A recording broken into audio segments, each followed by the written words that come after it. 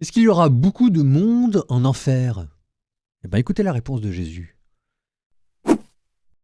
En ce temps-là, Jésus disait à ses disciples, ne donnez pas aux chiens ce qui est sacré, ne jetez pas vos perles aux pourceaux, de peur qu'ils ne les piétinent, puis se retournent pour vous déchirer.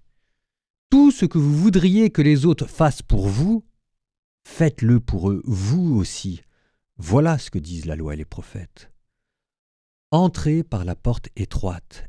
Elle est grande, la porte. Il est large, le chemin qui conduit à la perdition, et ils sont nombreux ceux qui s'y engagent. Mais elle est étroite, la porte. Il est resserré le chemin qui conduit à la vie, et ils sont peu nombreux ceux qui le trouvent.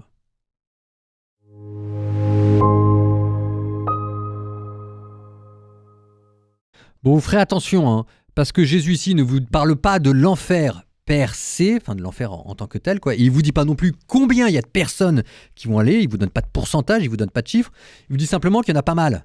Et pas mal, ça veut dire quoi? On sait pas très bien. En tout cas, ça veut dire au minimum qu'il y en a trop, et qu'il y en a trop. Et on vous dit pas d'ailleurs qu'ils vont en enfer, il vous dit qu'ils se dirigent vers les enfers. C'est-à-dire, je mets tout ça pour essayer de mettre le maximum de nuances, pour laisser une chance. Donc techniquement parlant, ce dont Jésus vous parle ici, c'est moins de l'enfer que de la porte de l'enfer. Et ce que Jésus vous dit, c'est que cette porte, wow, elle est grande, elle est spacieuse, elle est séduisante, et on a envie de la passer. Et donc la véritable réponse de Jésus, c'est pas de dire il y en a tant qui vont être sauvés, tant qui vont pas être sauvés. La véritable réponse de Jésus, c'est de vous dire faites gaffe à vous-même, mes petits bichons, parce qu'elle est grande, la porte qui mène en enfer. Vérifiez sur quel chemin vous êtes.